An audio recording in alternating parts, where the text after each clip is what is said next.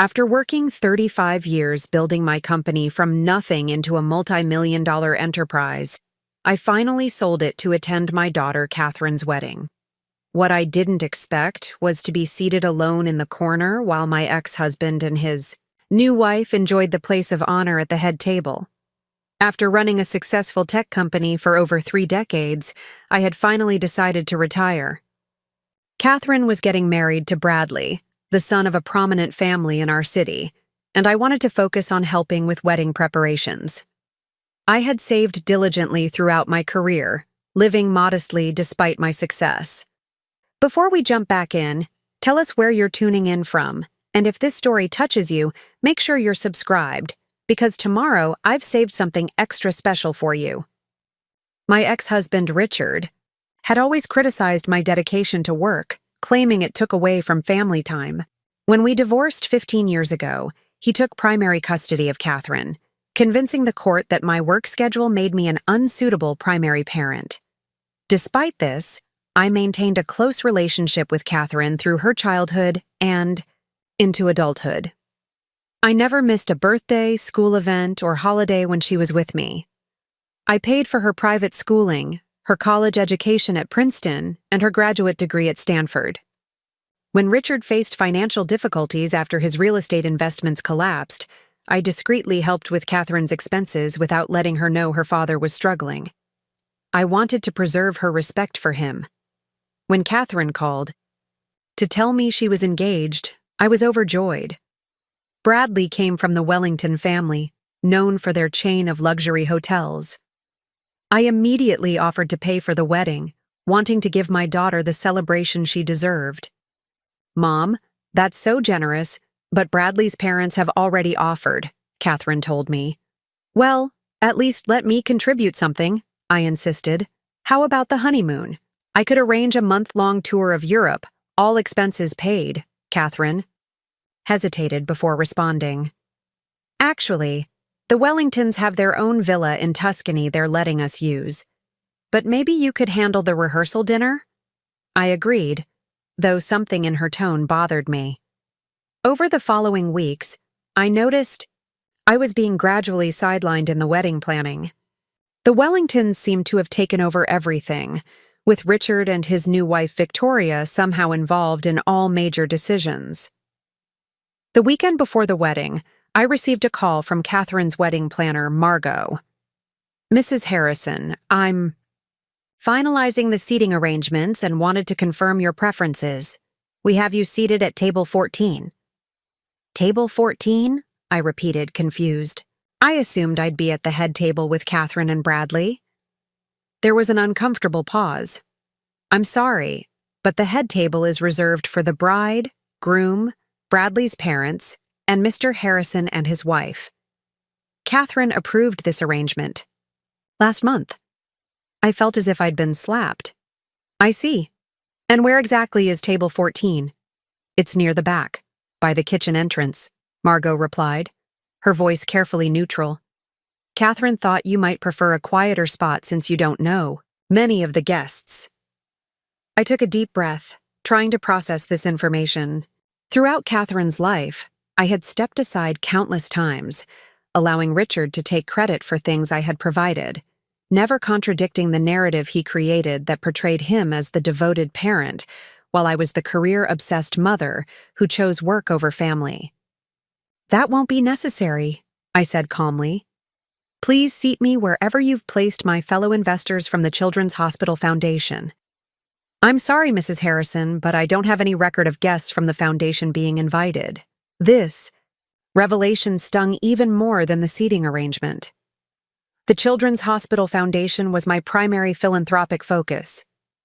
I had donated millions over the years and had recently been discussing a major new pediatric research center with the board, something Catherine knew was deeply important to me. "I see," I said simply. "Thank you for calling, Margot." That evening, I received a text from Catherine. "Mom, is everything okay? Margot mentioned you were upset about the seating." I considered my response carefully. "Just surprised. I didn't realize I wouldn't be seated with you." Her reply came quickly. "Please don't make this difficult. The Wellingtons are very traditional and feel the seating should reflect proper family structure. Dad is walking me down the aisle, so he and Victoria should be at the head table. You'll be comfortable at your own table where you can leave early if you need to get back to work. I stared at the message, the familiar accusation about work stinging, even though I had literally sold my company to be more available. I didn't respond. The next morning, I drove to the office of my financial advisor, Samuel Matthews. "Good to see you, Eleanor," Sam greeted me warmly. "How are wedding preparations? Going?" "Illuminating," I replied. "I need to make some changes to my financial arrangements before Saturday." Sam looked concerned. "That's quite rushed. What did you have in mind?" "I want to accelerate the donation we've been discussing for the Children's Hospital Foundation. Instead of spreading it over 5 years, I want to make the full $10 million donation immediately, with the announcement at the foundation gala next month." Sam raised his eyebrows. "That's a significant acceleration. May I ask why the sudden urgency?" I smiled thinly. "Let's just say I've gained some clarity about where my priorities should lie. Also, I'll need a cashier's check for $50,000 by Friday." "For the wedding gift?" Sam asked. "Something like that," I replied. When I arrived home, I found an email from Bradley's mother, Camilla Wellington, with the subject line, "Rehearsal dinner adjustments." She had taken the liberty of updating the arrangements I had made, changing the venue from the intimate French restaurant I had selected to their country club, revising the menu I had carefully planned, and even altering the guest list to include several of their business associates. The email concluded with, "We felt these changes would better reflect the standards the Wellington family upholds. The country club has graciously agreed to bill you directly for the increased costs. I'm sure you understand." I did understand, far more clearly than Camilla realized. The message wasn't subtle. I wasn't good enough. Despite building a tech company valued at over $75 million, despite my philanthropy and community standing, I was still viewed as an outsider by the Wellingtons. And somehow, they had convinced my daughter to see me the same way. I typed a polite response agreeing to the changes, then opened my laptop to review the speech I had been preparing for the rehearsal dinner. With a few keystrokes, I deleted the entire document and started fresh. The day of the rehearsal arrived, and I entered the Wellington Country Club dressed in a simple but elegant black dress, my mother's pearls around my neck. Richard immediately approached with Victoria on his arm. "Eleanor." He nodded stiffly. "I hope you're not planning to make a scene about the seating arrangements. Catherine is very stressed, and she doesn't need you adding to it." "Hello, Richard," I replied calmly. "Victoria, don't worry. I've accepted my place in all this." His relief was palpable as he guided Victoria away, never suspecting what I had planned for the following day. The rehearsal dinner proceeded exactly as the Wellingtons had orchestrated. I sat at a table near the kitchen with distant relatives of Bradley who seemed confused about who I was. When it came time for speeches, Camilla Wellington stood first, speaking at length about family legacy and how delighted they were to welcome Catherine into their distinguished lineage. Richard followed with an emotional speech about raising Catherine as a single father, conveniently omitting the substantial financial support I had provided throughout her life. When my turn came, I kept my remarks brief and gracious, congratulating the couple and thanking the Wellingtons for their hospitality. I caught Catherine's look of relief when I didn't mention my contributions to her upbringing or education. It was as if my daughter was ashamed of me, the woman who had built a tech empire from nothing while ensuring she never wanted for anything. After the dinner, I overheard a conversation that made everything painfully clear. In the hallway outside, the restrooms, Catherine was speaking with Victoria, my ex-husband's wife of 8 years. "I'm so relieved," Catherine said. "I was worried Mom would make this all about her success or her company. You know how she gets always talking about her achievements." Victoria laughed softly. "Your father was concerned too. He said she might use the opportunity to remind everyone how she paid for your education." Preparing and narrating this story took us a lot of time, So if you are enjoying it, subscribe to our channel. It means a lot to us. Now back to the story. God, that would be so embarrassing. Catherine replied. The Wellingtons are old money. They'd be horrified by that kind of new money talk. Bradley's father already made a comment about tech entrepreneurs being glorified computer repairmen. I stood frozen, out of sight, as Victoria continued. Well, at least you managed to seat her far away from everyone important. And it was smart, to keep her investors from that hospital charity off the guest list. Can you imagine them talking about sick children at a wedding? I know, Catherine sighed. Mom just doesn't understand social cues. Honestly, I'm glad she'll be at table 14 tomorrow. The photographer won't even notice her there, which is perfect for the wedding album. They walked away, still talking, while I remained rooted to the spot. The daughter I had raised, supported, and loved unconditionally was actively working to minimize my presence at her wedding. Not because I had been a bad mother, but because she was ashamed of how I had earned my success. My mind flashed back to the countless nights I had worked late, developing the software that would eventually revolutionize supply chain management. How I had taken investor calls from hospital rooms when Catherine was sick with childhood illnesses. How I had built my business around Catherine's schedule whenever possible, attending parent-teacher conferences and dance recitals even when it meant losing potential clients. I thought about the college tuition checks I wrote without complaint, the apartment I purchased near Stanford, so Catherine wouldn't have to worry about housing during graduate school, the connections I had leveraged to help her secure internships at prestigious firms. All while Richard played the role of doting father, never missing an opportunity to remind Catherine that my work kept me from being fully present. That night, I couldn't sleep. Instead, I reviewed my financial records, looking at every expenditure I had made for Catherine over the years. The total was staggering.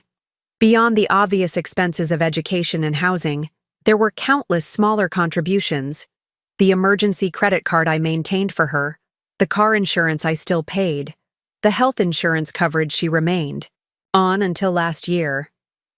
By morning, I had made my decision.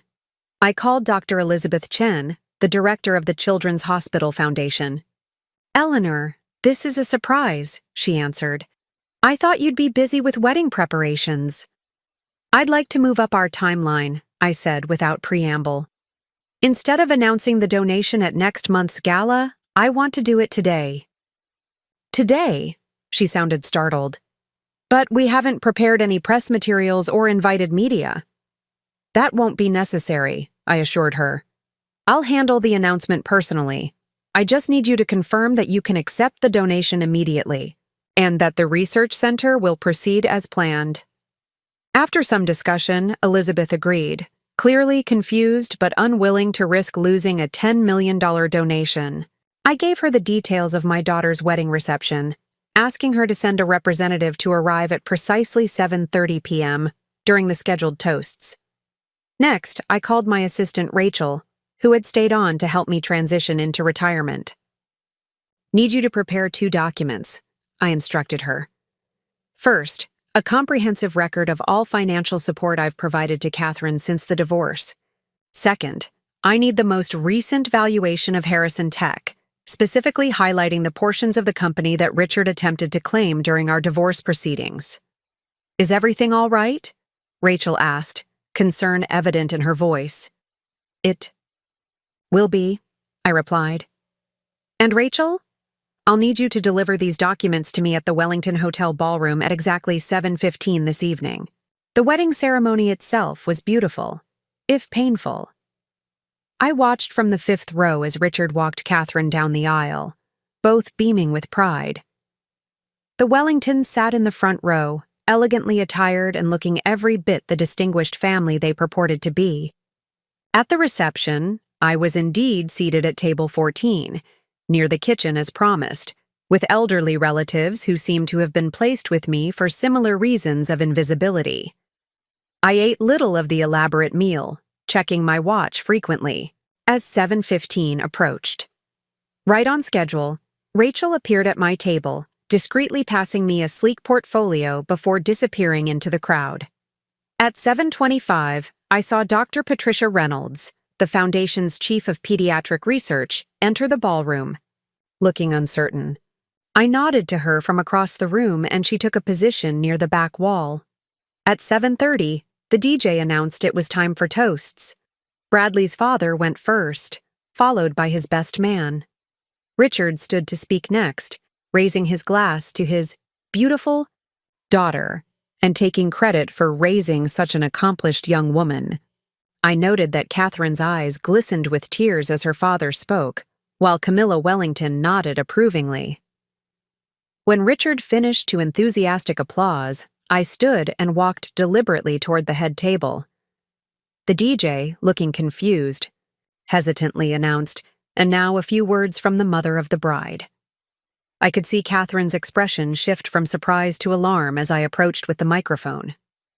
Richard half rose from his seat, as if to intercept me, but I was already standing before the assembled guests.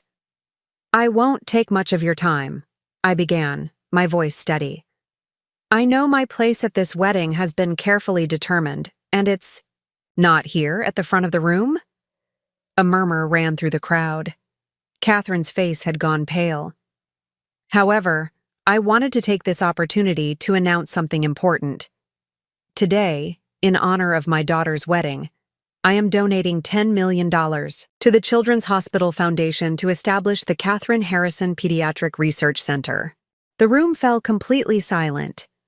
Dr. Reynolds stepped forward at my gesture, joining me at the front of the room.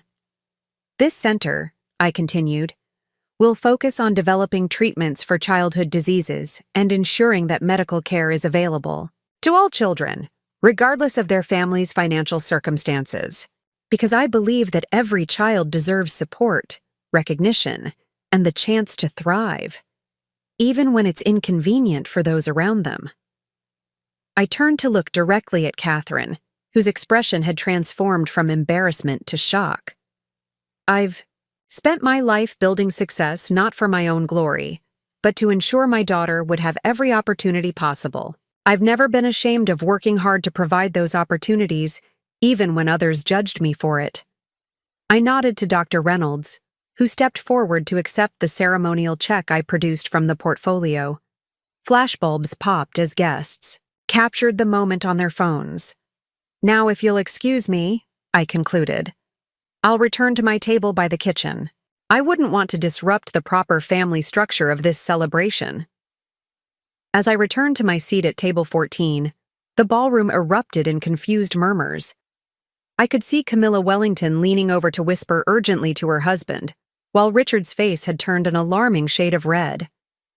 Catherine sat frozen, her champagne glass clutched in a white-knuckled grip as she stared at me in disbelief. The DJ, trying desperately to recover the festive atmosphere, quickly announced the first dance. Bradley gently pulled Catherine to her feet and led her to the dance floor, though her movements were mechanical, her eyes still darting in my direction.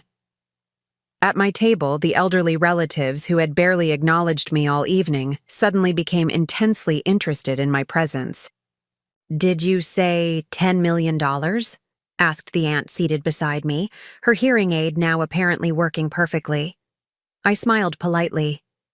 "Yes, it's a cause close to my heart." "And you built a technology company?"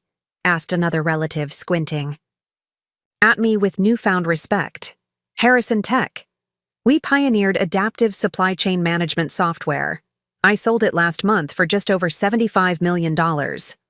Their expressions were almost comical, a mixture of shock, embarrassment, and the rapid recalculation that occurs when someone you've dismissed turns out to be significant. I excused myself and walked to the bar, where Rachel was waiting with a glass of champagne.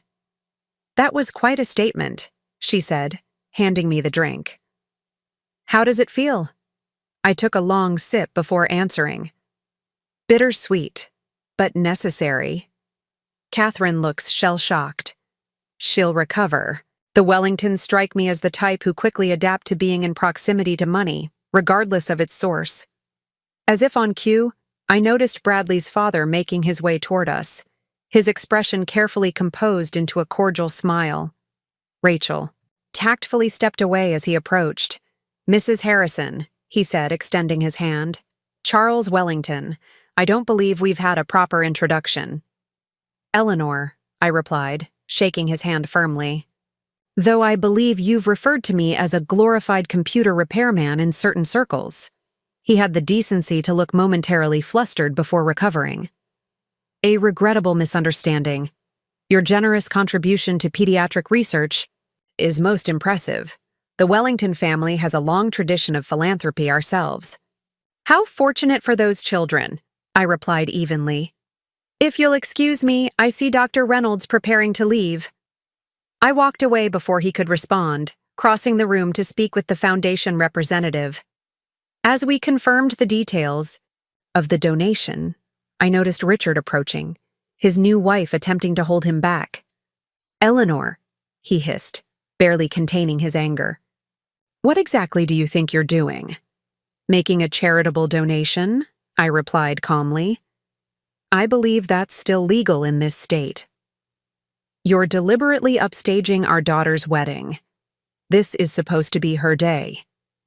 "Is it?" "From where?" "I've been sitting, quite literally, at the back of the room. This seems more like a Wellington family showcase, with you playing the role of proud patriarch." Victoria tugged at his arm. "Richard, people are watching." He lowered his voice. "You've always been like this. Always having to prove you're the smartest, the most successful, the most important person in the room." I looked at him for a long moment, remembering the early years of our marriage when he had supported my ambitions, before my success had begun to eclipse his own. "No, Richard, I've always been exactly who I am, someone who builds things that last. The only difference is that I've stopped apologizing for it." I turned to Dr. Reynolds. "Please send me the final paperwork tomorrow. I'll be leaving shortly." As Dr. Reynolds departed, Catherine approached, her new husband hovering anxiously behind her. Her face was flushed, whether from dancing or emotion I couldn't tell. "Mom," she said, her voice tight, "could we speak privately?" We moved to a small, ante-room off the main ballroom. Catherine closed the door behind us, then turned to face me. "How could you do this?" she demanded. "Did you have to make such a scene?" I wasn't aware that charitable giving constituted a scene. "You know exactly what you did. You hijacked my wedding to make some kind of point." I studied my daughter's face, the face I had gazed at in wonder when she was born, had wiped tears from countless times, had watched mature into the beautiful woman before me. "Do you know why I named the research center after you?" I asked quietly. She crossed her arms defensively. "To embarrass me?" Because despite everything, despite being seated at table 14, despite being excluded from the wedding planning, despite overhearing you and Victoria discussing how to minimize my presence in your wedding photos, I am still proud to be your mother. Catherine's eyes widened. "You heard that conversation?" I did.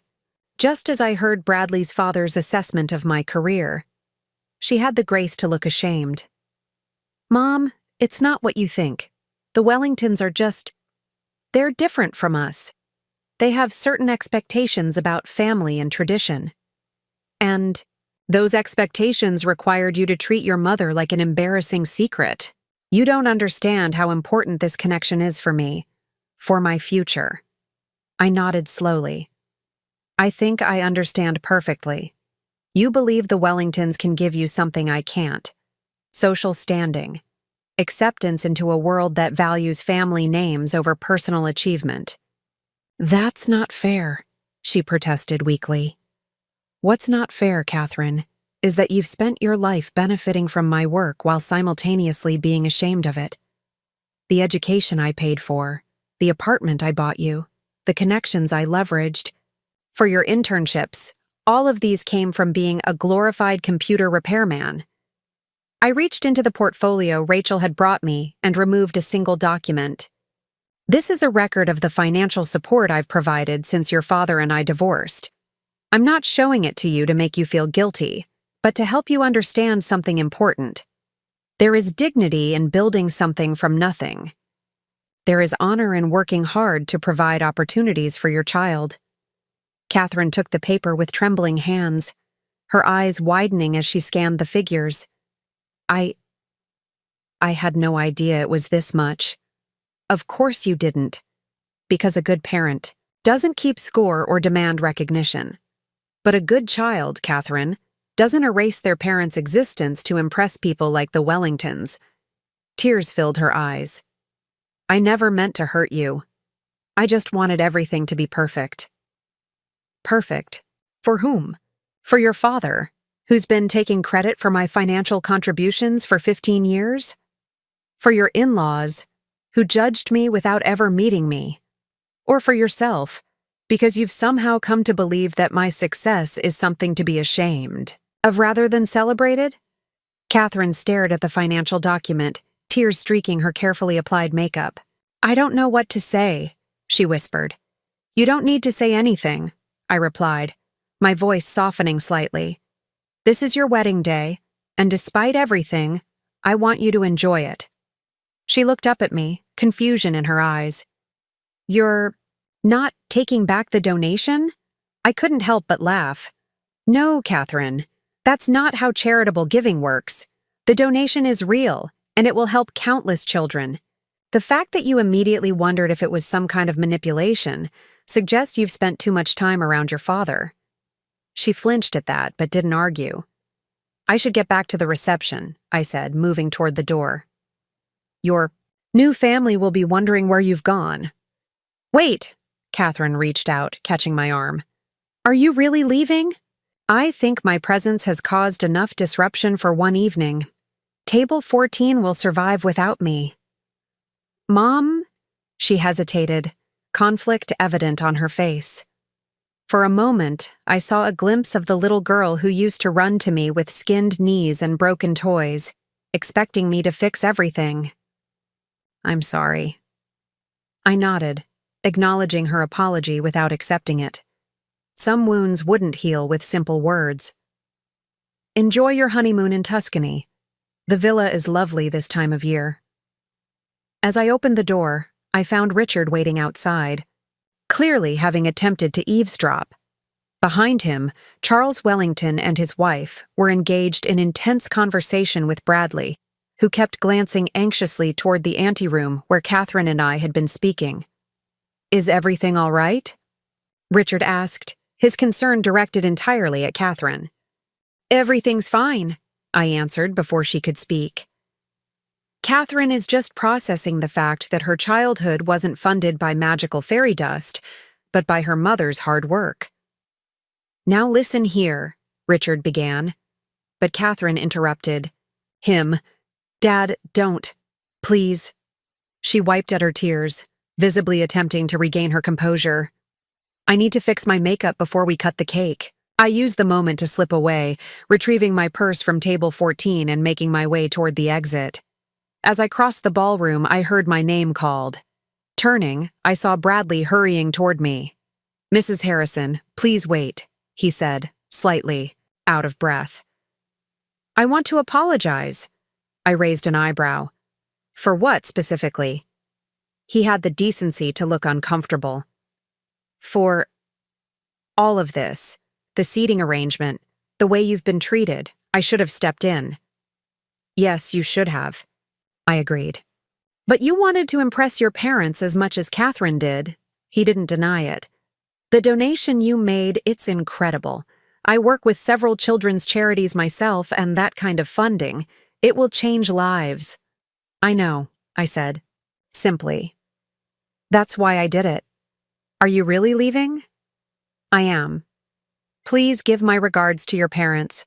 Tell them I'm sorry we didn't have a chance to discuss my glorified computer repair business in more detail. Bradley winced. My father can be traditional in his views. Traditional is a diplomatic way of saying snobbish, I replied. But then I've never been particularly diplomatic. Another failing, I'm sure.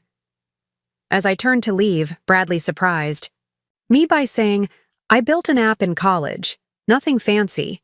Just a way to track and coordinate charitable donations for campus fundraisers. I always wanted to develop it further, But my father— For the first time, I looked at my new son-in-law with genuine interest. What programming language did you use? Python, with a React front end, he replied, a spark of enthusiasm breaking through his polished exterior. I wanted to implement blockchain verification for donation transparency, but never got that far. I found myself smiling genuinely. That's actually not a bad idea. The foundation could use something like that. For a moment, we connected over this shared interest, this glimpse of the person he might have been without the weight of Wellington expectations. If you're ever interested in discussing it further, I said, reaching into my purse for a business card, call me. Despite being retired, I still know people in the industry. He took the card carefully, as if it were something precious.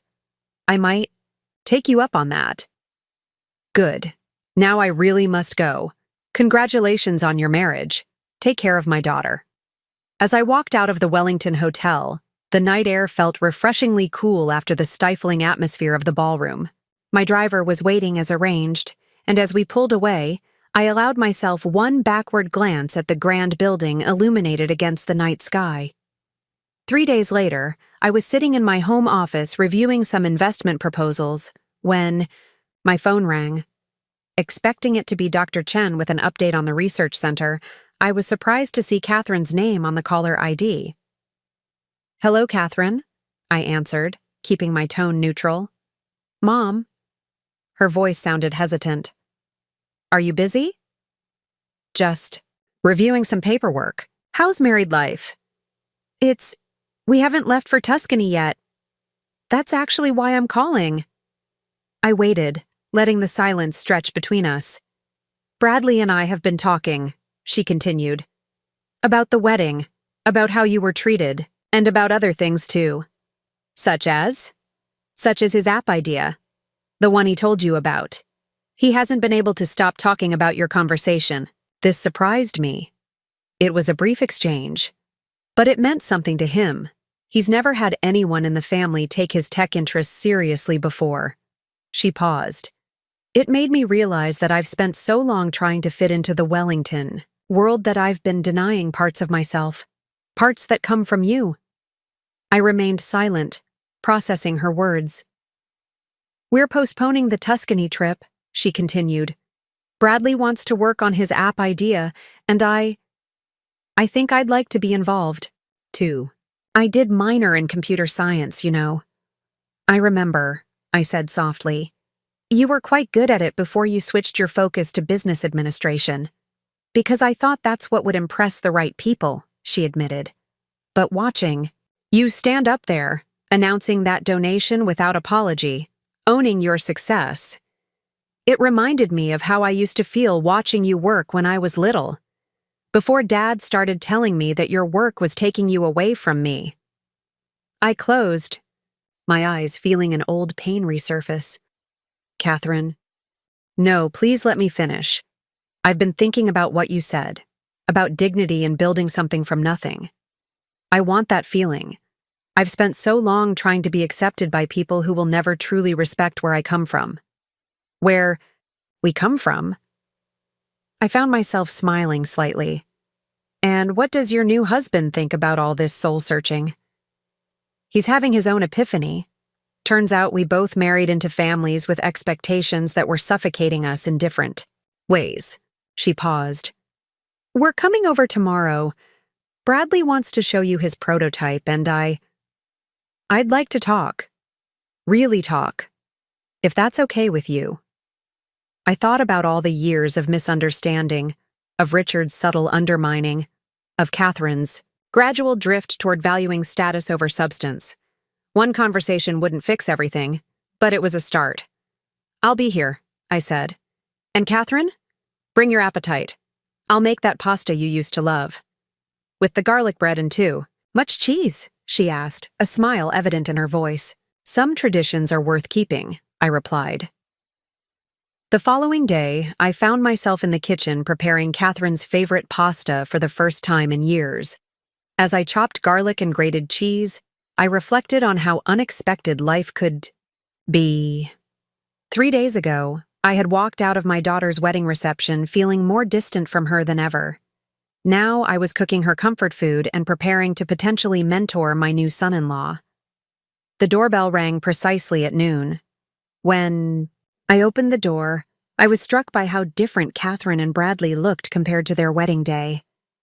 Gone were the formal attire and perfect styling. Catherine wore jeans and a simple blouse, her hair pulled back in a casual ponytail. Bradley was similarly dressed down in khakis and a polo shirt, carrying a laptop bag. "Hi, Mom," Catherine said, hesitating slightly before stepping forward to embrace me. The hug was tentative at first, then tightened as I returned it. "Something smells amazing," Bradley commented as they entered the house. "Just a simple pasta. Nothing like the Wellington. Chef prepares, I'm sure," I replied, unable to completely resist the small dig. Catherine caught my eye. "Actually, the food at the Wellington estate is terrible. Everything looks beautiful but tastes like cardboard. It's all about appearance." "How fitting," I remarked dryly, leading them into the kitchen. "Wine?" "Please," they answered in unison, then laughed. As I poured 3 glasses of Cabernet, Bradley set up his laptop on the counter. "I've been working on this almost non-stop since the wedding," he explained, his enthusiasm palpable. "After our conversation, I realized how much I've missed this. Actual creation instead of just managing family investments." I glanced at Catherine, who was watching her husband with a softness in her expression I hadn't seen before. "He was up until 4 a.m. coding," she said. "I've never seen him so energized." Over lunch, Bradley walked me through his donation transparency platform. The concept was solid, though the execution needed refinement. I found myself genuinely impressed by his technical knowledge and vision. "You never mentioned you had this interest in technology," I said, serving second helpings of pasta. Bradley glanced at Catherine before responding. "My father has very specific ideas about what constitutes appropriate careers for Wellington men. Technology wasn't on the list unless it involved investing in it, not creating it." "And you never challenged him on this?" He shrugged. "The few times I tried, it didn't go well. Eventually, I stopped trying and focused on being the son he wanted." I nodded, understanding all too well how parents could shape their children's choices, for better or worse. "What about you, Catherine?" I asked. "You mentioned wanting to be involved in this project, too." She twirled pasta around her fork, considering her response. "I've been thinking a lot about what you said at the wedding, about dignity and building something. All my life, I've been torn between 2 worlds. Your world of creation and achievement, and Dad's world of connections and appearances. And you chose your father's world," I stated simply. "I thought I had to," she admitted. "Every time I showed interest in your work, in technology, and building things, Dad would make these comments about how I was becoming just like you, always working, never present." The familiar pain resurfaced, and that was presented as a negative thing. He made it seem like a choice, either be successful like you, or be present and loving like him. I never understood that it wasn't actually a binary choice until I saw you at the wedding. "What do you mean?" "You donated $10 million to help children you'll never meet. That's not the action of someone who doesn't care about people." It made me realize that Dad's narrative about you was just that. Narrative. One that served his purposes. I set down my wine glass, careful to keep my voice steady. "Your father resented my success because it threatened his sense of identity. When we divorced, he needed to justify taking you from me, both to himself and to you.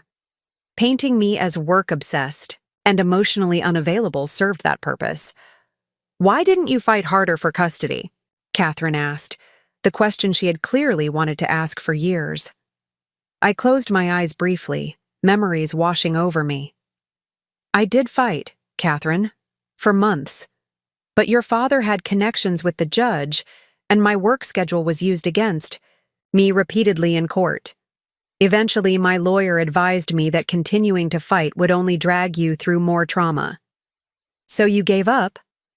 There was a hint of the old accusation in her voice. No.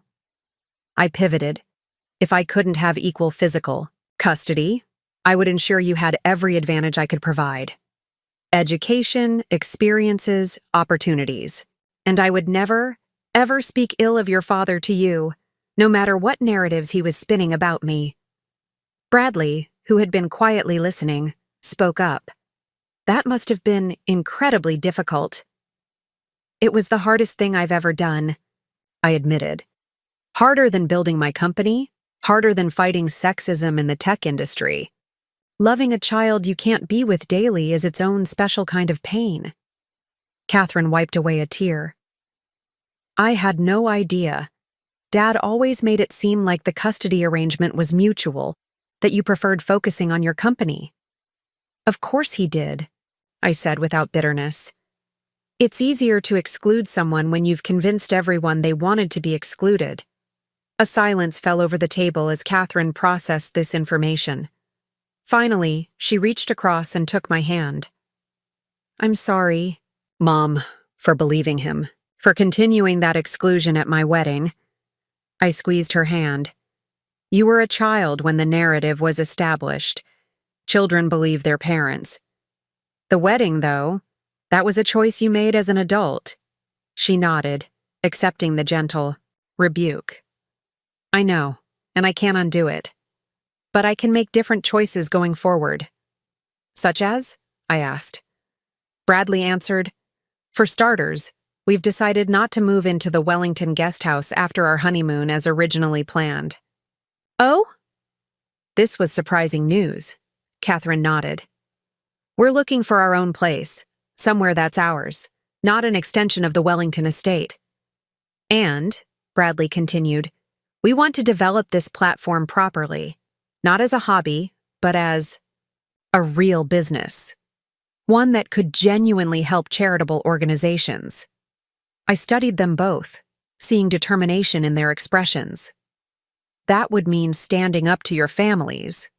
Charles Wellington won't be pleased to have his son pursuing a tech startup instead of taking his place in the family business.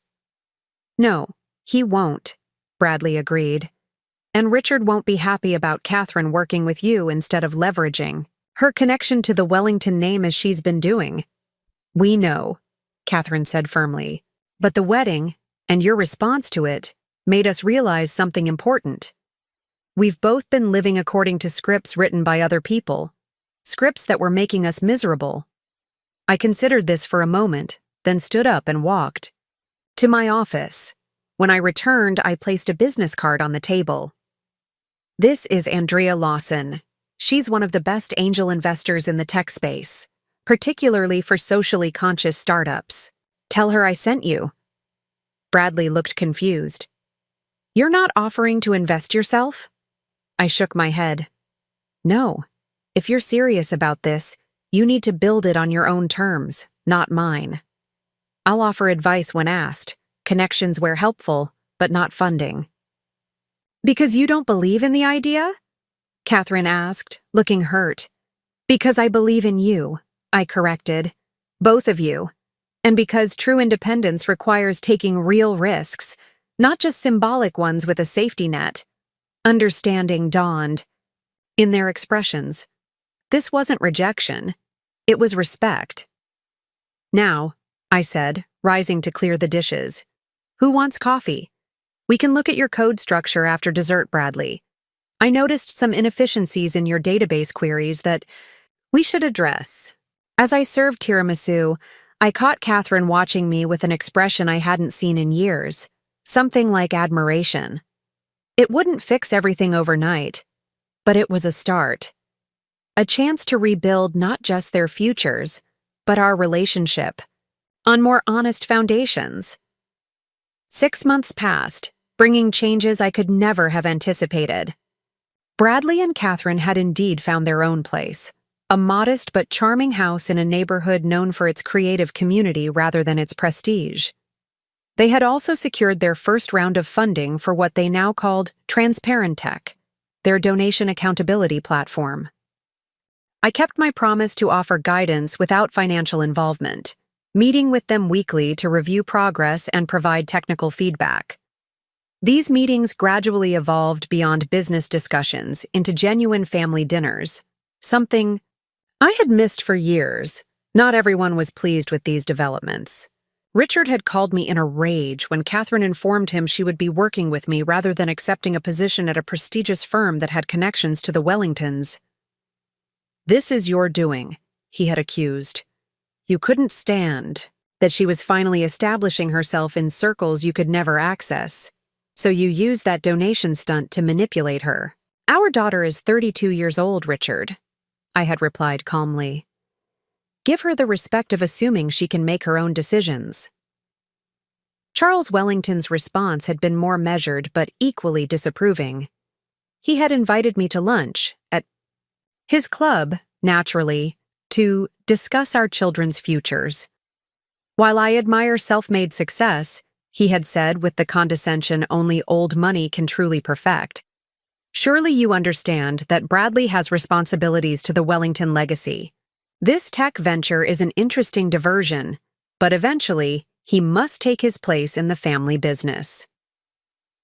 "Have you considered," I had responded, "that perhaps your son has his own legacy to build?"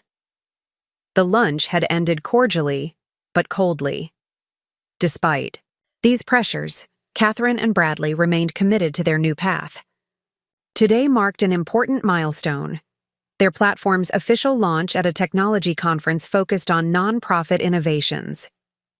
I arrived at the conference center early, finding a seat near the back of the presentation hall. I hadn't told them I was coming, wanting to observe without creating additional pressure. The room filled quickly with industry professionals, tech journalists, and representatives from various charitable organizations. At precisely 10 a.m., Catherine and Bradley took the stage. I barely recognized my daughter, not because of her appearance, but because of her presence.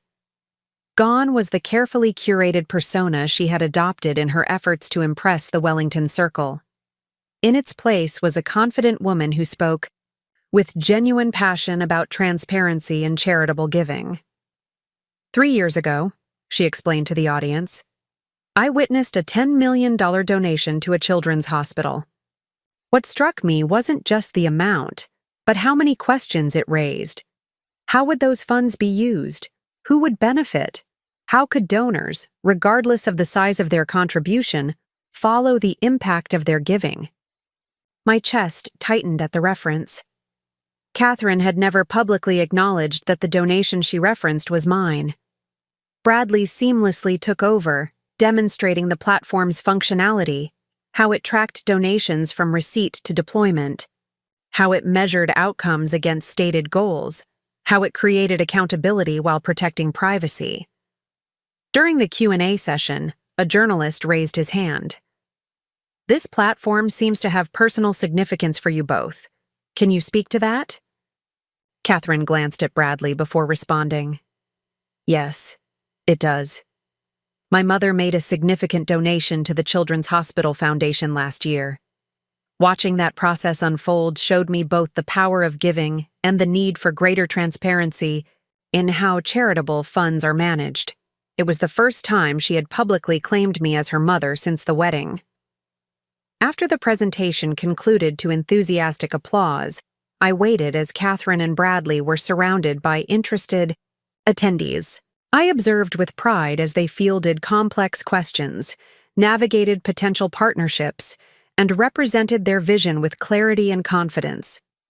Finally, as the crowd thinned, Catherine spotted me.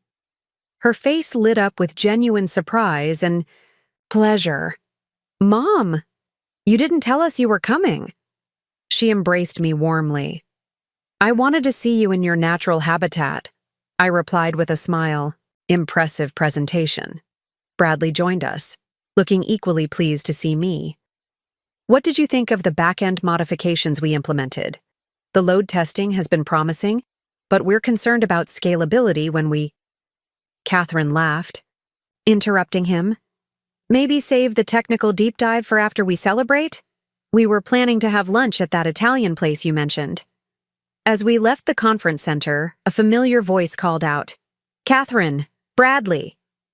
We turned to see Richard approaching, looking somewhat out of place among the tech crowd in his expensive suit. Behind him, I was surprised to see Charles and Camilla Wellington. "Dad?" Catherine's voice held a note of confusion. "Mr. and Mrs. Wellington? What are you doing here?" Richard smiled, though it didn't quite reach his eyes. "Did you think we'd miss your big debut? Charles was in town for a board meeting, and I thought it would be nice to support you both." I noticed how he positioned himself as the thoughtful facilitator, taking credit for an appearance that clearly hadn't been planned in advance. Charles Wellington stepped forward, his expression unreadable. "Quite an interesting concept you've developed. Several of our foundation board members have been discussing the need for better accountability measures." Bradley straightened almost imperceptibly. "Thank you, Father. We believe it fills an important gap in the philanthropic ecosystem." The awkward tension was palpable. These people had excluded me from my daughter's wedding, had treated her technical interest with disdain, had pressured them both to conform to predetermined roles, and now they were here, presenting themselves as supportive family members. Catherine glanced at me, then back at her father and in-laws. "We were just headed to lunch to celebrate. Mom's joining us." Richard's smile faltered slightly. "Well, perhaps we could all go together? The Wellington Club is just a few blocks away." Before Catherine could respond, I spoke up. "I believe they already have plans, Richard. But I'm sure there will be other opportunities to celebrate their success." Catherine gave me a grateful look before turning to her father. "We have a reservation, Dad, but we'd love to have dinner with you all later this week." Charles Wellington looked as if he wanted to object to being declined, but Camilla placed a restraining hand on his arm. "That sounds lovely. We'll be in town until Sunday. Do let us know what works for your schedule." As they departed, Bradley exhaled audibly. "Thank you for that, Eleanor. The last thing we needed today was 3 hours of subtle criticism at the club." "Old habits die hard," I observed. "They're trying to reassert influence now that they see you might actually succeed on your own terms." Catherine nodded. 6 months ago, I would have canceled our plans and gone with them. It's still hard to say no." "That's because you're kind," I said, surprising myself with the gentle assessment. "You don't want to hurt them, even when they've hurt you. That's not a weakness, but you need to balance it with self-protection." As we walked to the restaurant, Catherine linked her arm through mine, a gesture she hadn't made since she was a teenager. "You know, when I was growing up, Dad always characterized you as cold and calculating. Your mother always puts business first," he'd say. But that was never true, was it? "I made my share of mistakes," I admitted. "There were times when work took precedence when it shouldn't have. But no, the caricature he created wasn't accurate." "I wish I had questioned it more," she said quietly. "Instead of just accepting his version of you, of us." I squeezed her arm, gently. "We can't change the past, Catherine, but this, right now, is a good present." Bradley held the restaurant door open for us, and hopefully the start of a better future, one we're building ourselves, together. As we settled at our table, I looked at these two young people who had found the courage to chart their own course despite powerful family pressures. Perhaps my $10 million donation had achieved something even more valuable than funding pediatric research. It had catalyzed a reckoning that might eventually heal old wounds and create new possibilities. "To Transparentech," I said, raising my water glass in a toast, "and to transparency in all things." "To transparency," they echoed, their glasses clinking against mine. 1 year after Transparentech's launch, I received an unexpected invitation to the Wellington family's annual charity gala. In previous years, Catherine had attended these events on Richard's arm, playing the role of devoted daughter while I remained conspicuously uninvited. This year's invitation, addressed formally to Eleanor Harrison, founder and former CEO of Harrison Tech, represented a significant shift. I called Catherine immediately. "Did you strong-arm your in-laws into inviting me to their gala?" I asked without preamble. She laughed. "Hello to you too, Mom. And no, I didn't have to. Transparentech is being honored with their Innovation and Philanthropy Award. Since you've been an integral advisor to the platform's development, it would have been awkward to exclude you." "Ah," I replied. "So it's not a change of heart, just pragmatism. Let's call it evolving perspectives. The Wellingtons remain who they are, but they've developed a grudging respect for what Bradley and I have built, and for your role in it." I considered declining the invitation out of principle, but curiosity won out. How would the Wellingtons handle my presence in their hallowed social sanctum? How would Richard react to seeing me accepted in circles he had long insisted were beyond my reach?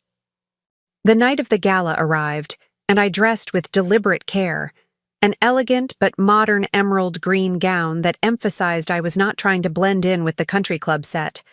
My stylist had convinced me to try a new hairstyle, shorter and more sophisticated than my usual conservative look. The overall effect, as I assessed myself in the mirror, was of a woman comfortable in her own skin and success. My car arrived at the Wellington estate precisely on time. The sprawling mansion was illuminated against the night sky, its manicured grounds lined with luxury vehicles. As I approached the entrance, I spotted Richard and Victoria arriving simultaneously. Richard froze momentarily upon seeing me, then recovered his composure. "Eleanor, this is unexpected." "Is it?" "I received an invitation same as you," I replied pleasantly. "Victoria, lovely to see you again." Victoria, to her credit, seemed less disconcerted than my ex-husband. "Eleanor, that color is stunning on you." Inside, the grand ballroom was decorated with tasteful opulence. Circular tables surrounded a central stage, each setting adorned with fine china and crystal. I located my assigned table near the front, not the most prominent, but certainly not banished to the periphery as I might have expected. I had just taken my seat when Charles Wellington approached, champagne flute in hand. "Eleanor, welcome," he said, his tone cordial if not warm. "I trust you found everything in order?" "The Wellingtons excel at presentation, as always," I replied with a smile that could be interpreted as either complimentary or ironic. He nodded, seeming to choose the former interpretation. "Catherine mentioned you've been instrumental in refining their platform's architecture. Most impressive for someone of your generation." I raised an eyebrow. "The principles of good system design don't change with age, Charles. Only our willingness to recognize them." Before he could respond, Camilla joined us, elegant in a conservative blue gown. "Eleanor, how nice that you could attend. Catherine will be so pleased." "Yes, I'm looking forward to seeing the children receive their award," I replied, deliberately using language that emphasized Catherine and Bradley's comparative youth. Camilla's smile tightened almost imperceptibly. "Indeed, they've done remarkably well for themselves. Bradley has always had an entrepreneurial streak, of course." I resisted the urge to point out that the Wellingtons had systematically discouraged that streak until recently. Catherine as well. She inherited her technical aptitude from somewhere, after all. As dinner progressed, I observed the subtle dynamics at play. Richard alternated between avoiding my gaze entirely and watching with poorly concealed discomfort as various guests approached to introduce themselves to me. Many, it seemed, were familiar with Harrison Tech or had read about my recent philanthropy. The most surprising encounter came when Justice William Hargrove stopped by my table. He had been a close friend of Richard's for decades, and, I strongly suspected, had influenced the custody outcome during our divorce. "Mrs. Harrison," he said formally, "I understand congratulations are in order. Your daughter's venture is most impressive." "Thank you, Justice Hargrove," I replied evenly. Catherine has always been remarkably capable when given the opportunity to pursue her true interests. Something flickered in his expression, recognition perhaps of the subtle reference to how those opportunities had been constrained in the past. Yes, well, he cleared his throat. The next generation often surprises us with their paths. Only when we've been looking in the wrong direction, I responded with a smile. After dinner, Charles Wellington took the stage to present the evening's awards. Several standard recognitions were given for substantial donations and community service before he announced the Innovation in Philanthropy Award. This year's recipients have created a technology platform that is revolutionizing accountability in charitable giving, he began. While unconventional in approach, their work embodies the spirit of responsible philanthropy that the Wellington Foundation has championed for generations. Please welcome Bradley and Catherine Wellington. I noticed immediately that he had used only their married name, effectively claiming their accomplishment for the Wellington family legacy. As Catherine and Bradley took the stage, I wondered if they would correct this subtle erasure. Bradley spoke first, thanking the foundation for the recognition. Then Catherine stepped forward. "Thank you, Mr. Wellington, for this honor," she began. Transparentech represents the convergence of two family legacies, the Wellington tradition of philanthropy and the Harrison tradition of technological innovation.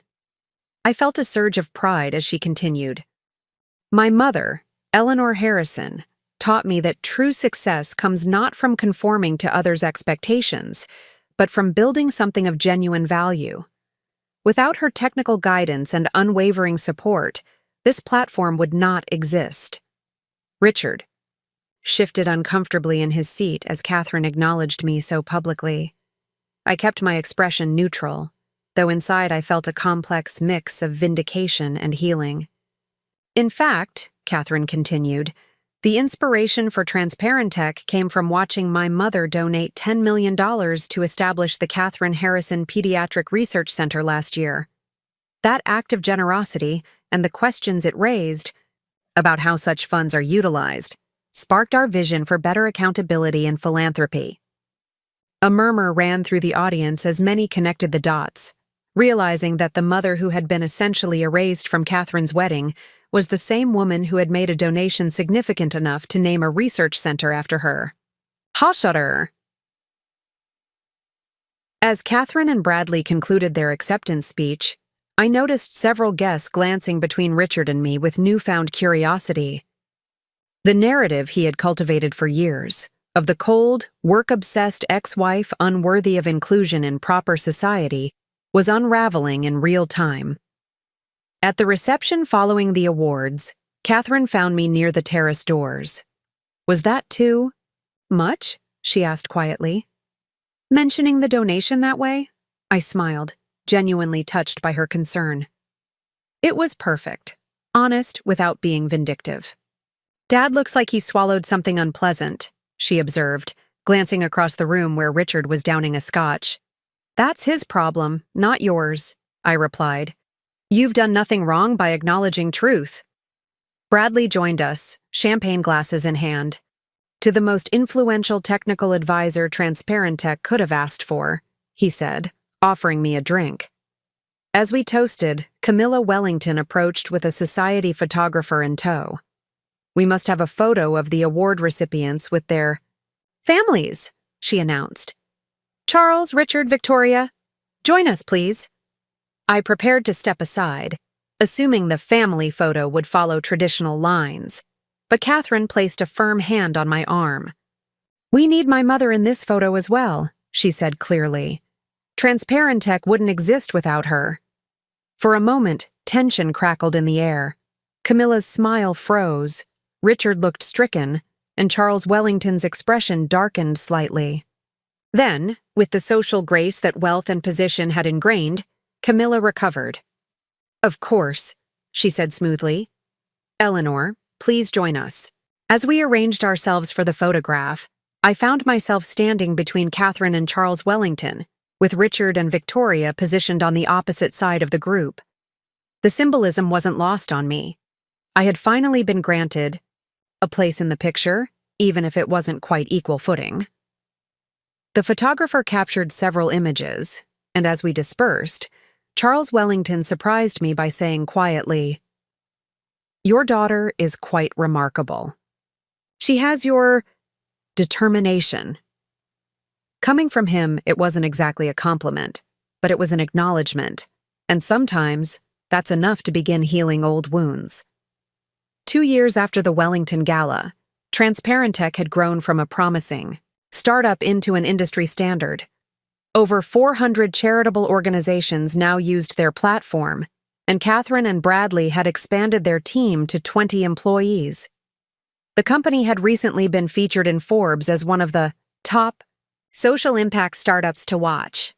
My role had evolved as well. While I remained an advisor, Catherine and Bradley had developed their own expertise and confidence.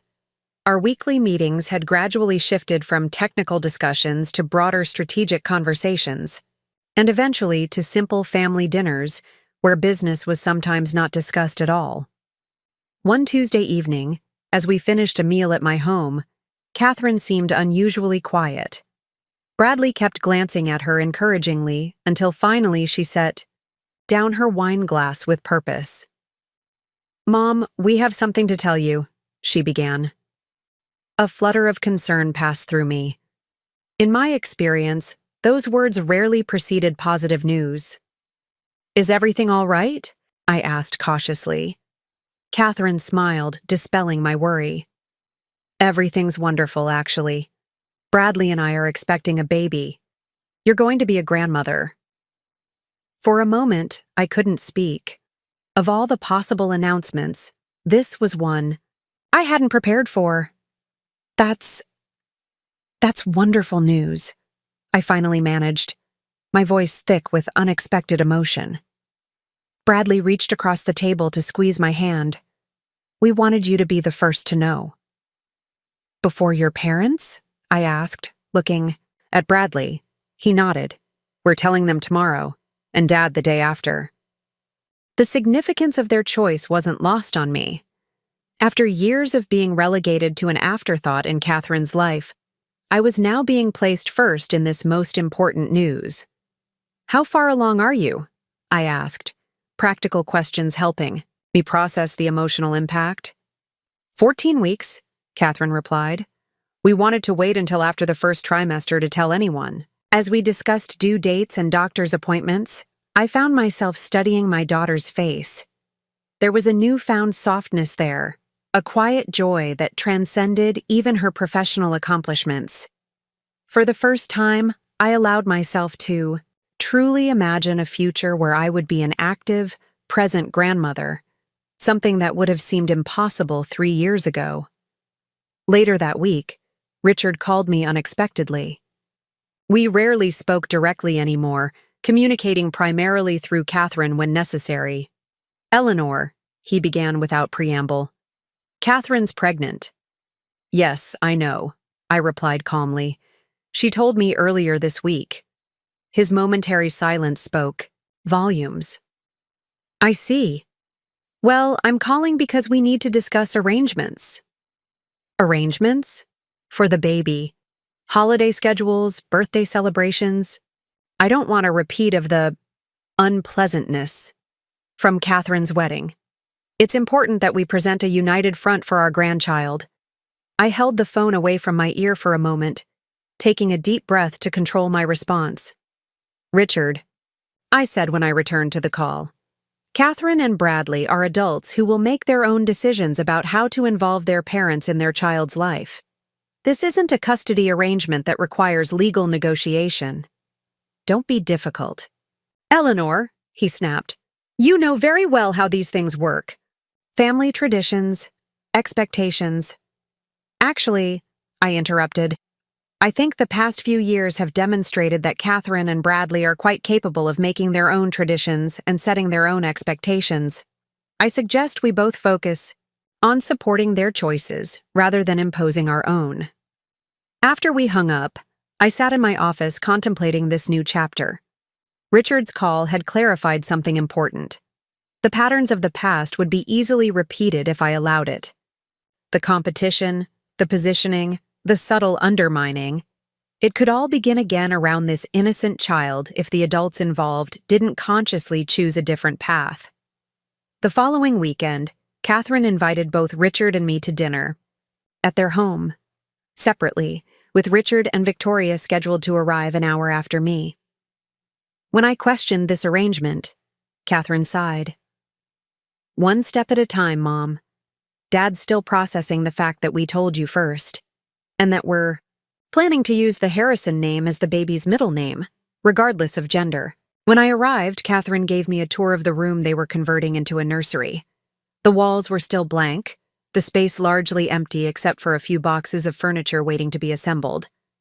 We're thinking of a space theme, she explained. Stars and planets, but sophisticated enough to grow with the child. I smiled, remembering how she had loved stargazing as a little girl. I still have your old telescope in storage, the one we used to take to the roof of the apartment building. Catherine looked surprised. You kept that? Even after you moved? Of course. I kept everything of yours that you left behind. She was quiet for a moment, then asked hesitantly, those weekends we spent looking at stars, were those really your idea? Dad always said you only did science activities because you thought they would make me smarter, not because you enjoyed them. The familiar ache returned, the pain of having my intentions consistently reframed and distorted. Catherine, those were some of my favorite memories. Yes, I wanted to encourage your interest in science, but mainly because it was something we shared, something that connected us. She nodded slowly.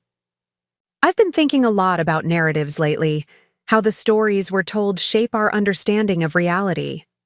When I look back now, I can see how many of the stories I believed about you were actually Dad's interpretations, not my own experiences. Before I could respond, the doorbell rang, signaling Richard and Victoria's arrival. Catherine squeezed my hand briefly before going to answer it. I took a moment to compose myself before following her downstairs. Dinner was polite, but tense. Richard made several references to Wellington traditions for newborns and spoke at length about the excellent private preschools near his home that would naturally be considered when the time came. I noticed Catherine and Bradley exchanging glances but saying little to contradict these assumptions. After dessert, as we moved to the living room for coffee, Bradley finally spoke up. Richard, Victoria, while we appreciate your enthusiasm, Catherine and I will be making our own decisions about our child's education and upbringing. Richard waved his hand dismissively. Of course. I'm simply outlining the options that align with family expectations. That's exactly what we need to discuss, Catherine said firmly. This baby represents a new beginning, an opportunity to break cycles that haven't served any of us well. Victoria looked confused. What cycles? Your father has always wanted the best for you. The cycles of competition between our parents, Catherine clarified, looking directly at Richard and then at me. The positioning, the narrative shaping, the subtle tug of war that's defined so much of my life. Richard stiffened. I don't know what you're talking about. If there's been any competition, it wasn't initiated by me.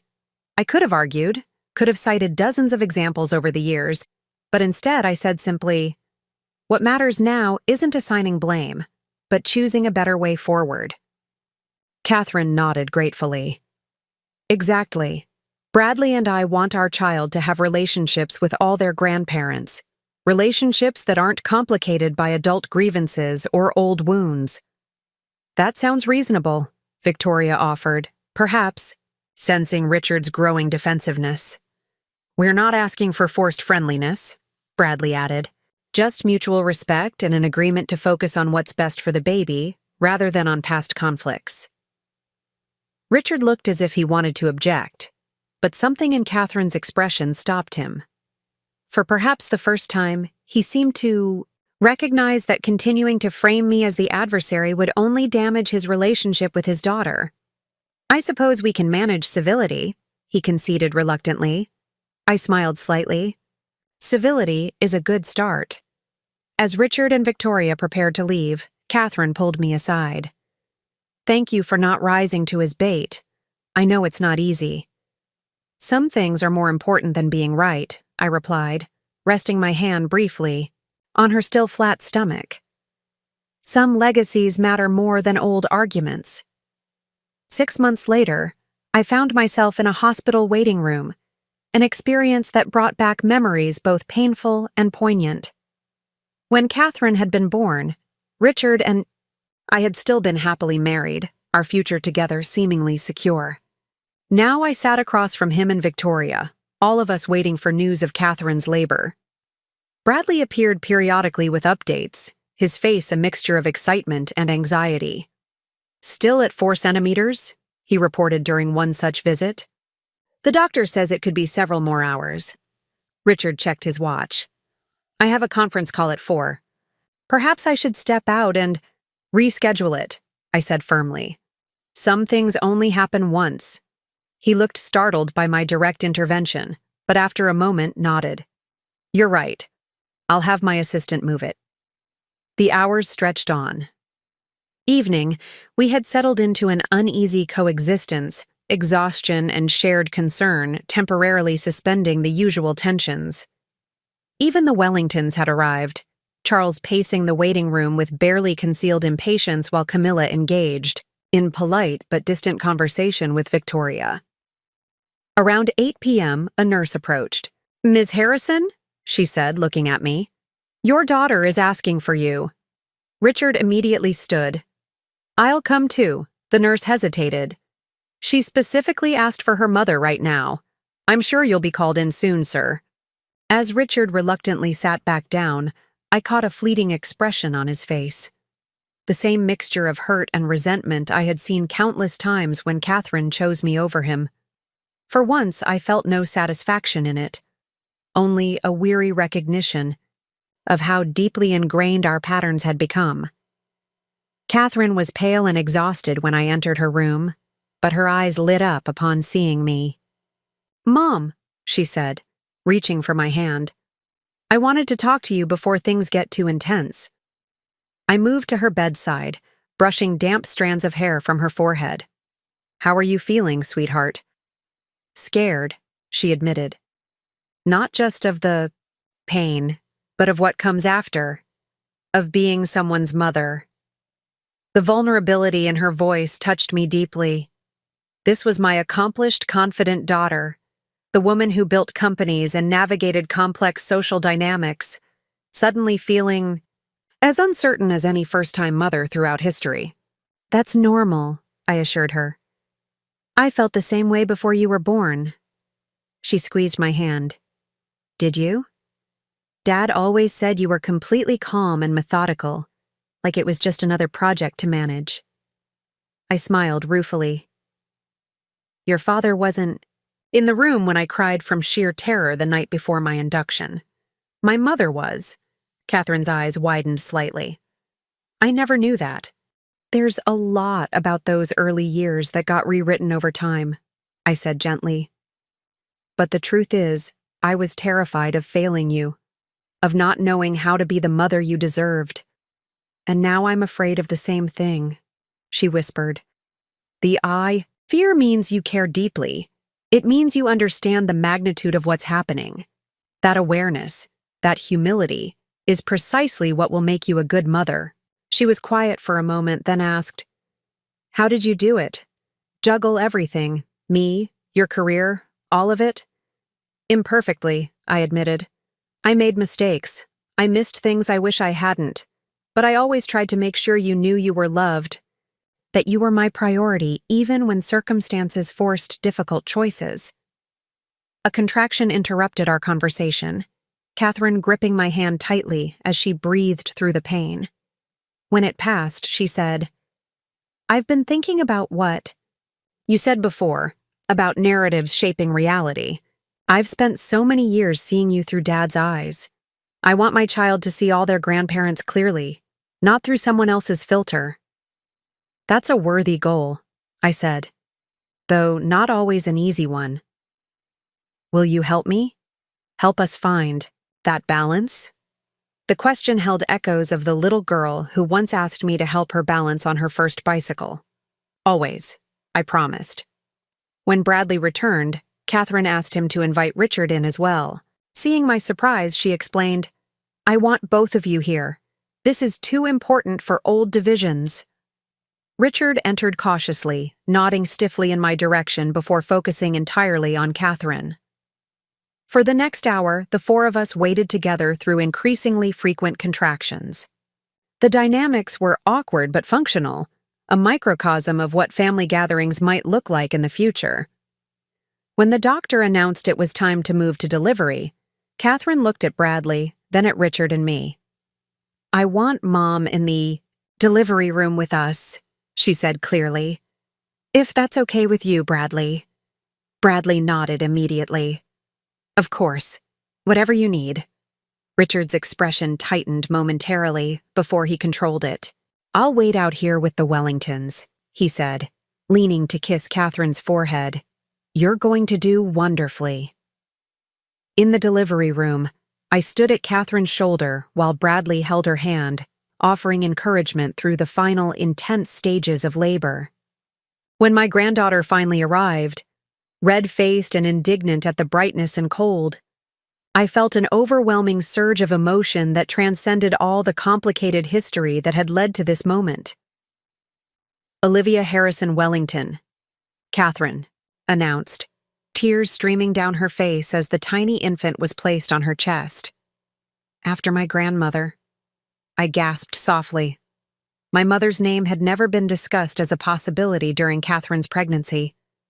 This unexpected tribute to my side of the family, a connection Catherine had often seemed ambivalent about, felt like a profound gesture of reconciliation. Later, when the initial flurry of medical activity had subsided and Olivia was sleeping peacefully in Catherine's arms, I found myself studying 3 generations of Harrison women with a sense of wonder. Despite all the efforts to minimize my influence, to rewrite our connection, here was undeniable evidence of continuity.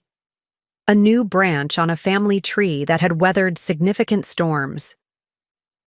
When we returned to the waiting room to introduce Olivia to her other grandparents, I watched Richard hold his granddaughter with visible emotion. The Wellingtons crowded around, Charles uncharacteristically demonstrative as he counted tiny fingers and toes. "She has the Wellington chin," Camilla declared confidently. "And Eleanor's eyes," Bradley added, glancing at me with a small smile. "Those are definitely Harrison eyes." Rather than contradicting this observation as I might have expected, Richard nodded. "She does have your eyes, Eleanor. The same shape Catherine had as a newborn." This simple acknowledgement that I had contributed something essential to the genetic tapestry of his granddaughter felt like a subtle shift in our long-standing narrative. In the days that followed, as Catherine and Bradley adjusted to parenthood, I found myself in the unexpected position of offering guidance not just to my daughter, but occasionally to Richard as well. When he expressed confusion about current infant sleep recommendations that contradicted what we had practiced with Catherine, I explained the research rather than highlighting his ignorance. "Parenting advice changes with new information," I told him during one such conversation. "What matters is that Olivia is surrounded by people who love her, even if we sometimes approach that love differently." He studied me for a moment before responding. "You've become rather philosophical in your old age, Eleanor." "Not philosophical, just tired of fighting battles that don't matter anymore." As I drove home that evening, I reflected on how my $10 million donation, intended as a pointed statement during Catherine's wedding, had set in motion a series of events I could never have anticipated. What began as an act of defiance had evolved into a catalyst for healing, for reclaiming relationships that had seemed irretrievably broken.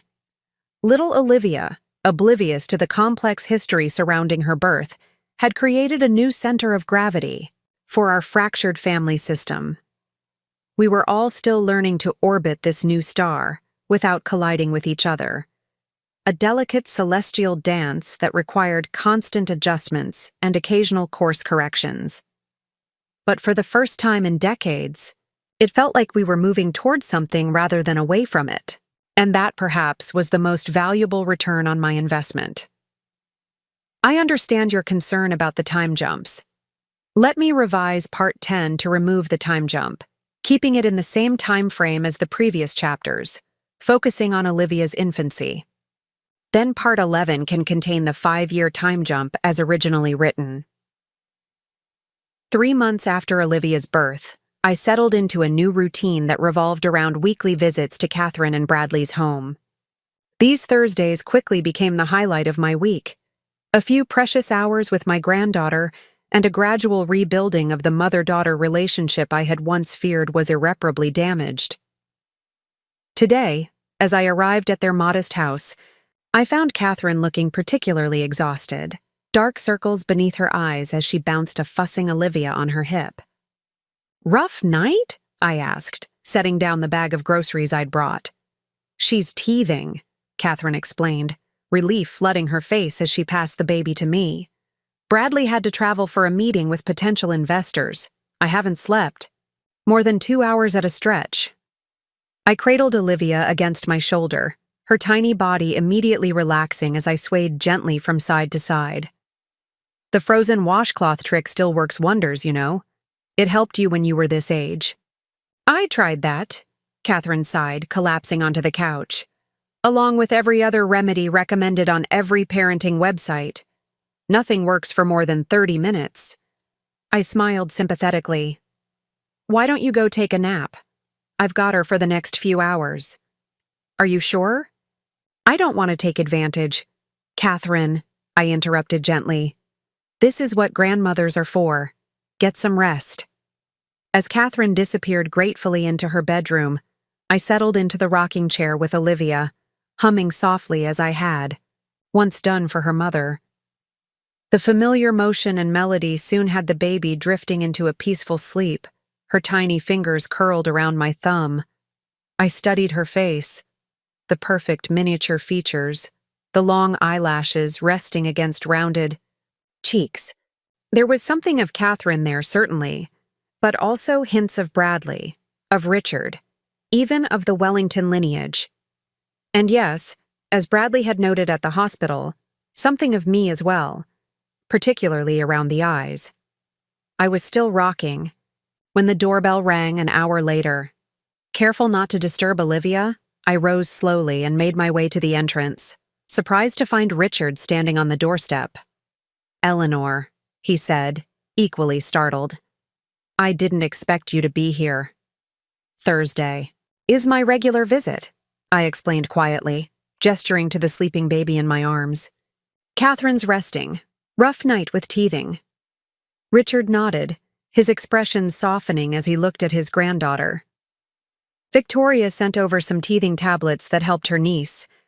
I was in the neighborhood and thought I'd drop them off." "That's thoughtful," I said, genuinely meaning it. "Would you like to come in for a bit? She'll probably sleep for another half hour at least." He hesitated before stepping inside, moving with uncharacteristic uncertainty in a space he clearly didn't visit often. We settled in the living room, the sleeping baby creating a natural focus for our attention that made the usual tension between us less pronounced. "You look comfortable with her," Richard observed after a moment. "It's like riding a bicycle," I replied. "You never really forget," he smiled faintly. "I remember how you were with Catherine as a baby. You always had the magic touch when she was fussy." The comment surprised me, an acknowledgement of early parenting memories we rarely referenced. "You weren't so bad yourself," I offered, "especially with the midnight feedings." A comfortable silence settled between us as we both watched Olivia sleep. There was something surreal about sitting peacefully in the same room with Richard after so many years of strained interactions and pointed barbs.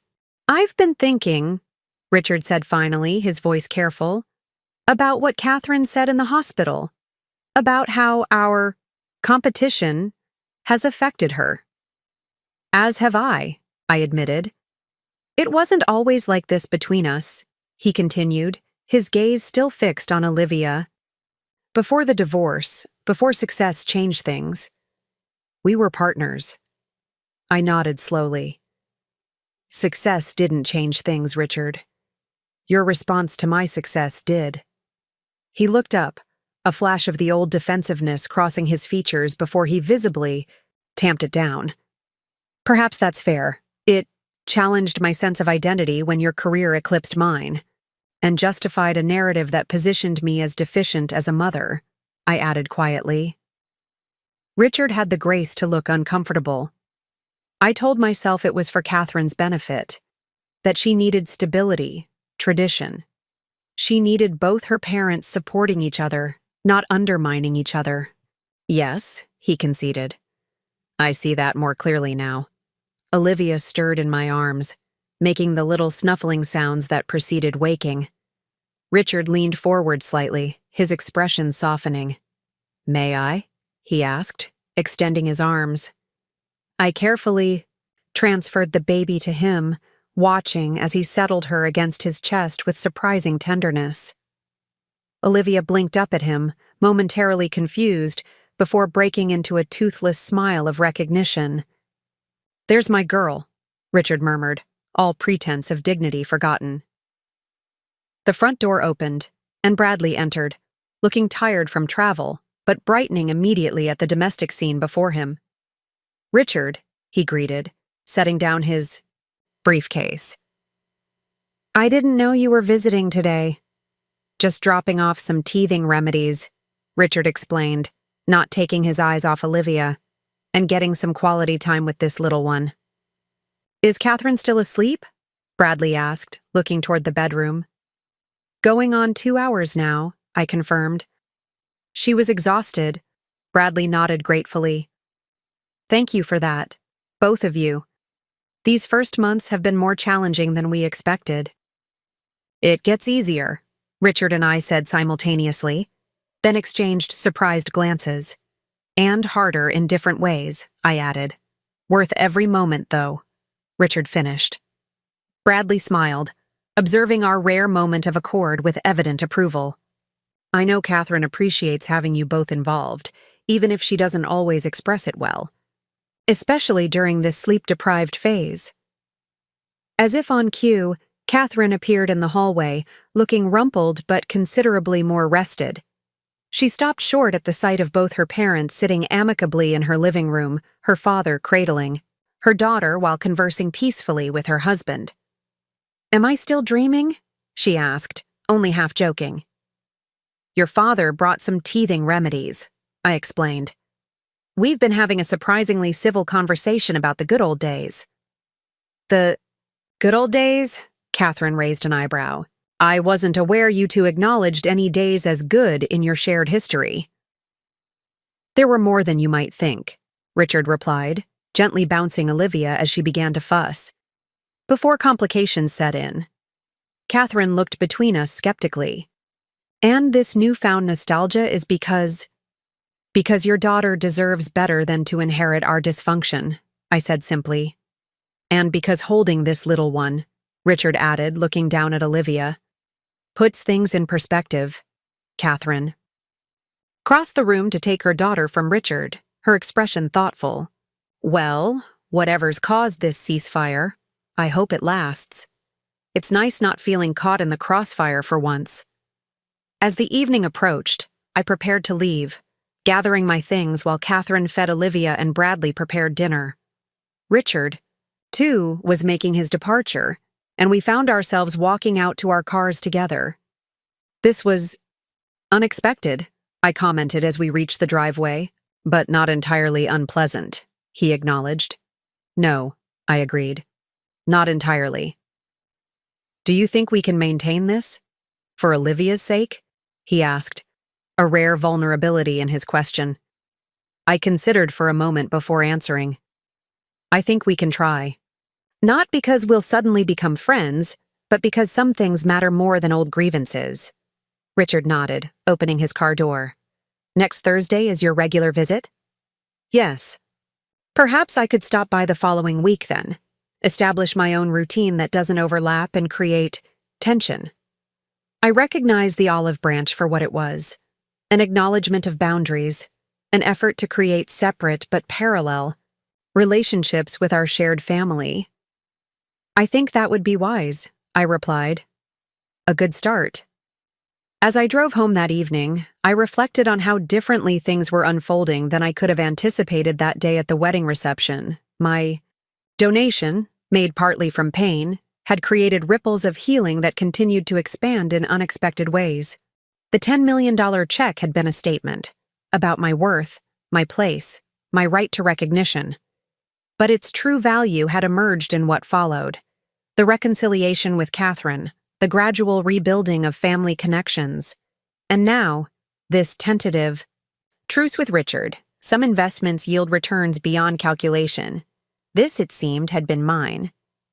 5 years passed in a blur of milestones and memories. Catherine and Bradley did purchase the house on Maple Street, and I found a comfortable townhome just 10 minutes away. True to their word, they maintained clear boundaries while welcoming regular involvement from all grandparents. Richard and Victoria lived 20 minutes in one direction, the Wellingtons 30 minutes in the other, a geographic arrangement that somehow balanced the complex family ecosystem. Transparentech had grown into a respected industry leader, expanding beyond charitable giving to governmental transparency initiatives. Catherine and Bradley had welcomed a second child, a son named James, who was now 2 years old and adored his big sister. On a crisp autumn afternoon, I received an unexpected call from Dr. Patricia Reynolds at the Children's Hospital Foundation. "Eleanor, I hope I'm not disturbing you," she began, her voice warm with familiarity after years of regular updates on the research center's progress. "Not at all. How are things at the center?" "Wonderful, actually. That's why I'm calling. The Catherine Harrison Pediatric Research Center has been selected for the National Innovation in Medicine Award. The committee specifically cited our breakthrough work on childhood autoimmune disorders."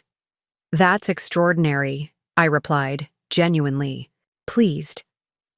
The center had exceeded all expectations, developing treatments that had already improved thousands of children's lives. "They want to honor you at the awards ceremony next month," Dr. Reynolds continued, "as the founding donor whose vision made this possible." "Me? Surely the researchers deserve the recognition. They'll be honored as well, of course. But the committee was particularly impressed by the story behind your donation.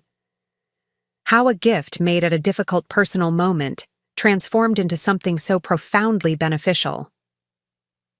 I was silent for a moment, remembering that day at Catherine's wedding. The hurt, the anger, the determination to be acknowledged.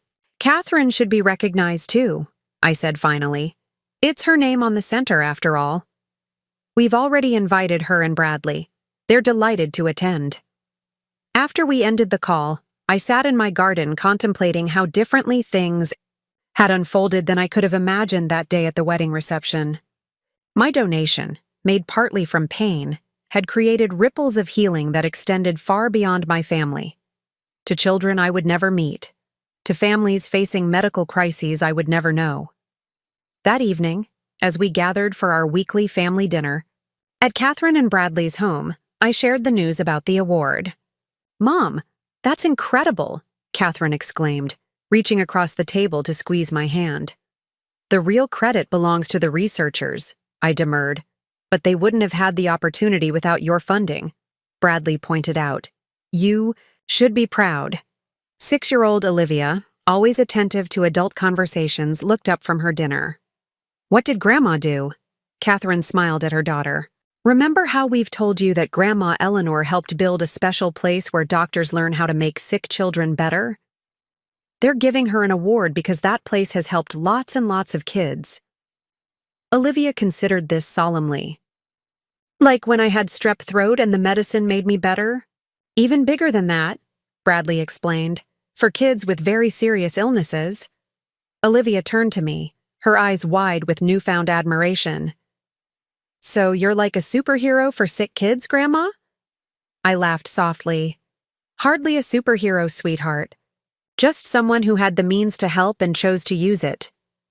That's what makes someone a hero, Catherine said quietly. Not the recognition, but the choice to help when you can. Up next, you've got 2 more standout stories right on your screen. If this one hit the mark, you won't want to pass these up. Just click and check them out.